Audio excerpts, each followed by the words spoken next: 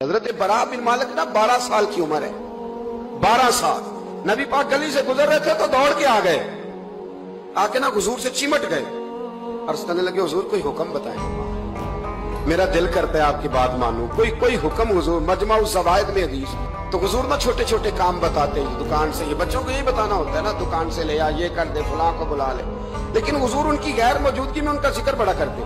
ایک دن کچھ لوگ کہنے لگے حضور بڑا ذکر کرتے ہیں پر وہ کرتا تو چھوٹے موٹے کام ہے بچہ۔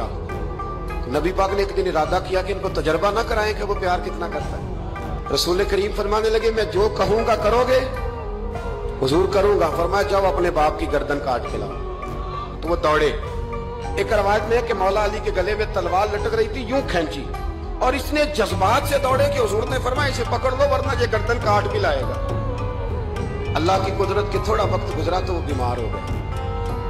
دن میں 2 مرتبہ میرے نبی پاک تیمارداری کرنے جاتے۔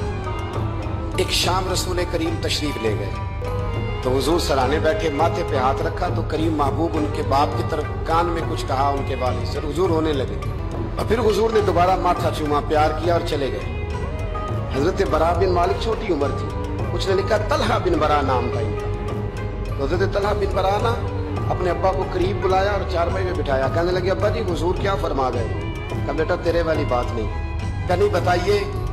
کہا نبی کریم علیہ السلام نے فرمایا کہ شام کو نا میرے طلحہ کا انتقال ہو جائے گا اور جب اس کی روح پرواز کر جائے تو مجھے خبر کرنا، میں آ کے جنازہ پڑھاؤں۔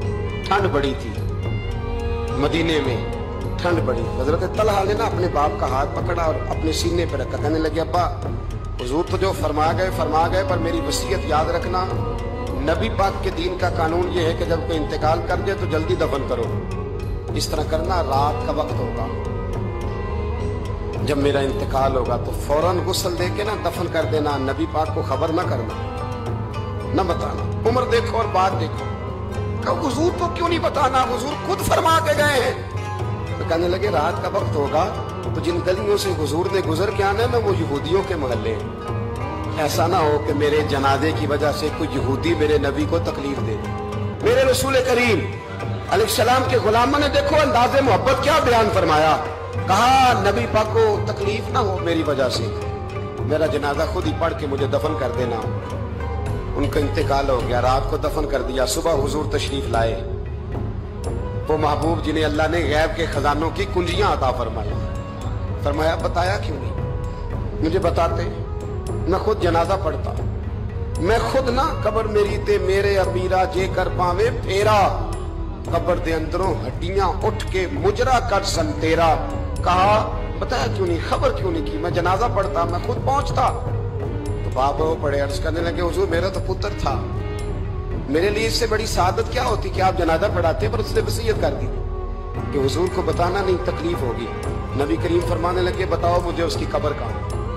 اور یارو غور کرنا، ساری دنیا گنبد خضرا روضہ رسول پہ اور نبی پاک ایک غلام کی قبر پہ تشریف لے گئے، خود نبی کریم گئے اور آج حضور نے دعا انوکھی فرمائی، فرمایا اے اللہ جب میرا طلحہ تجھ سے ملے نا تو ذرا اس سے مسکرا کے بات کرنا، جو تیری شان کے لائے۔ رسول اللہ کی محبت، نبی پاک کی غلامی، رسول اللہ کا پیار، جان ہے عشق مصطفیٰ۔ روز فضو کرے خدا، او بھائیو جس کو ہو درد کا مزہ، وہ نازے دوا اٹھائے کیوں؟